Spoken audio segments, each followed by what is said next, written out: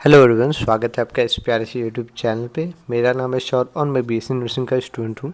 इस वीडियो में हम बात करेंगे बीएससी नर्सिंग के एंट्रेंस एग्ज़ाम के बारे में, जो कि हमारा ऐसे कंडक्ट होने वाला है और अब बहुत सारे ऐसे फॉर्म्स हैं जो कि आ गए हैं। ठीक है, तो इसमें हम लोग बात करेंगे कि जो भी हमारा डेट शेड्यूल है आईएनसी के द्वारा जो जारी हुआ है उसके बारे में।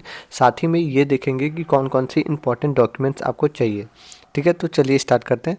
तो अगर हम बात करें तो मतलब कि इंडिया के अंदर अगर देखें तो जो भी हमारे बीएससी नर्सिंग के अंदर सिलेबस या गाइडलाइन या फिर कैरिकुलम जो भी होता है, ये सब आईएनसी मतलब कि इंडियन नर्सिंग काउंसिल के द्वारा ये कंडक्ट होता है। ठीक है, और अगर हम देखें तो उनके द्वारा एक मतलब कि नोटिस जारी हुआ है, जिसके अंदर आपको बताया गया है कि जो आप लोग एडमिशन लेने वाले हो 2026 और 2027 में एकेडमिक वाले में, तो उन लोगों के लिए है कि आपका एकेडमिक कब से शुरू होगा और क्या क्या होगा। ये आपका 29 ऑफ जनवरी को आया है। अगर हम देखें तो इसके अंदर ये नोटिफिकेशन है कि जो भी आपका एंट्रेंस एग्ज़ाम है वो आपका कंडक्ट हो जाएगा एंट्रेंस एग्ज़ाम का फॉर्म, ऐसे टेस्ट की बात कर लें या फॉर्म की बात कर लें तो सब कुछ मिला के ऐसे 15 जून तक ऐसे सब कुछ कंडक्ट हो जाएगा 2026। और अगर हम देखें तो एकेडमिक आपकी जो शुरू होगी वो आपकी अगर देखें तो 1 अगस्त से पहले सब कुछ शुरू हो जाएगी और लास्ट डेट ऑफ एडमिशन जो है आपका 30 सितंबर रहेगा और इस तरीके से ये होगा। ठीक है, तो ये हम देखें तो 29 ऑफ जनवरी को ये हमारे मतलब कि गाइडलाइन ऐसे आया है। और ये अगर देखें तो आपके 2026 और 27 वाले बैचेस के लिए। ठीक है, शेड्यूल कुछ ऐसे ही है। और अगर ये आप देख रहे होगे तो ये आपका जो एंट्रेंस का डेट है वो आपका 15 जून रहेगा। 15 जून से पहले सारी फॉर्म्स भी ऐसे मतलब कि फॉर्म्स भी निकल जाएंगी, साथ में आपका एंट्रेंस एग्ज़ाम भी हो जाएगा। ठीक है, तो ये दोनों आपका हो जाएगा। और अगर हम एडमिशन और एकेडमिक जो क्लासेस हैं, क्लासेस मतलब कि आपका कॉलेज कब से स्टार्ट होगा, तो 1 अगस्त से आपका कॉलेज स्टार्ट हो जाएगा, चाहे वो आपका राउंड 1 चल रहा हो, काउंसलिंग का 1 2 चल रहा हो, 3 चल रहा हो, आपका 1 अगस्त से एकेडमिक आपका स्टार्ट हो जाएगा। ठीक है, और लास्ट डे ऑफ जो एडमिशन है वो आपका 30 सितंबर रहेगा 2026। अब हम इसमें जो भी अगर देखें आगे हम इम्पॉर्टेंट मतलब कि करेक्शन या फिर ऐसे दूसरे जो कोर्सेज हैं उसके बारे में बात करें, तो अगर हम इसमें एम्स के बारे में देख लेते हैं कि एम्स का डेट का जो भी ऐसे टाइमलाइन है तो वो क्या हो सकता है।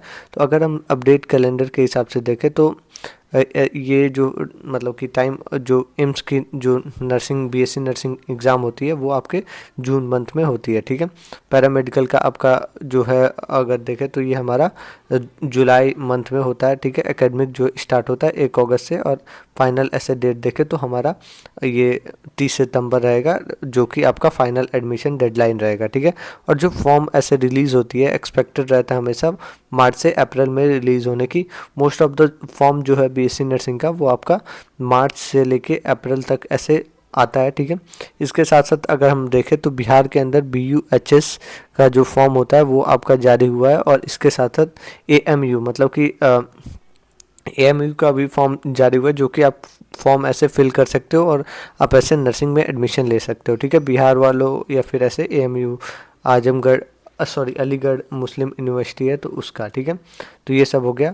अब इसमें हम लोग बात करेंगे कि कौन कौन सी आपकी ऐसे इंपॉर्टेंट डॉक्यूमेंट्स हैं जो कि आपको पहले एग्ज़ाम के पहले ही ये सब आपको मतलब कि बनवा कर रख लेने हैं। तो इसमें हम लोग पहला जो है मैंडेटरी होता है आपका, तो ये आपका 10th का मार्कशीट होता है। ठीक है, फॉर्म फिल करने के लिए मैं पहले बता रहा हूँ, और काउंसलिंग के लिए अलग होता है, तो उसके लिए आपको टेंशन नहीं लेना है। ठीक है, तो फॉर्म फिल के लिए 10th का मार्कशीट और 12th का मार्कशीट प्लस अगर पास किए होगे तो पासिंग सर्टिफिकेट चाहिए होगा। अगर आपने पास किया है और ऑनलाइन वाला जो आपका मतलब कि ऐसे फॉर्म ऐसे मतलब कि ऑनलाइन आपका जो स्क्रीनशॉट होता है तो वो अभी है तो वो आप इस यहाँ पे अप्लाई कर सकते हो। माइग्रेशन और ट्रांसफ़र सर्टिफिकेट। ठीक है, सिग्नेचर चाहिए होता है, फ़ोटोग्राफ चाहिए होता है। फ़ोटोग्राफ आपका जो भी है वाइट बैकग्राउंड के साथ, और ये 3 मंथ के अंदर का होना चाहिए। ठीक है, मतलब कि आपके 3 मंथ कितना हो जाएगा, तो आपका मान लो कि ऐसे दिसंबर या नवंबर से ऐसे काउंट कर सकते हो। ठीक है, रिसेंट का होना चाहिए। और इसके साथ साथ लेफ़्ट थंब इम्प्रेशन चाहिए और फेशियल अगर देखें तो ID प्रूफ में क्या चाहिए, तो आधार कार्ड, पासपोर्ट, ये इन सभी में से एक ही चाहिए। वोटर आईडी या फिर ऐसे ड्राइविंग लाइसेंस हो गया, तो ये सब में से कोई एक ही चाहिए। तो इतना सब आपको तैयार रखना है। वैसे इतने सब वैसे तो ये मतलब कि मिनिमम इतना ही चाहिए होता है कि इतने में अभी के लिए मतलब कि फॉर्म भरने के लिए ये काम चल जाता है। बाद में अगर देखें तो आपको पहले तो रेसिडेंशियल बनाना होता है, रेसिडेंशियल सर्टिफिकेट, ठीक है।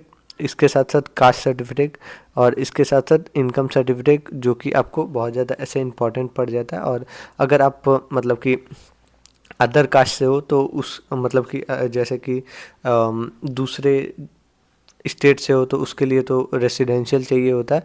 लेकिन अगर अदर जैसे कि मुस्लिम वाले हो तो उसके लिए भी एक अलग से फॉर्म भरा जाता है। तो उसके लिए आपको एक फॉर्म आता है, वैसे उसका नाम नहीं याद आ रहा है, तो वो आपको बनवाना होगा, ठीक है। और इसमें हम देखें तो कास्ट सर्टिफिकेट, हाँ यहाँ पे नॉन क्रीमी लेयर बनवाना होता है, ठीक है। तो ये हो गया। कास्ट रूल अगर है देखें तो ST/SC अगर हो तो बहुत ये कंपलसरी हो जाता है कि कास्ट सर्टिफिकेट आपको बनवाना होगा। OBC कैंडिडेट अगर देखें तो इसमें नॉन क्रीमी लेयर बनवाना बहुत ज़्यादा इंपॉर्टेंट है, जो जो लोग इसमें आते हैं, ठीक है। EWS के जो कैंडिडेट हैं ये सब फॉर्म आपको फिल करके ऐसे बनवा के रखना है, ठीक है। ऐसे वैलिड होना चाहिए 6 मंथ के अंदर, मतलब कि आपका अभी अगर बनवा लोगे सब ये सारे फॉर्म्स अगर अभी के लिए बनवा लेते हो तो आपके जो काउंसलिंग के टाइम तक ये रहेगा और उस टाइम बहुत ज़्यादा ऐसे काम कर जाएगा, ठीक है।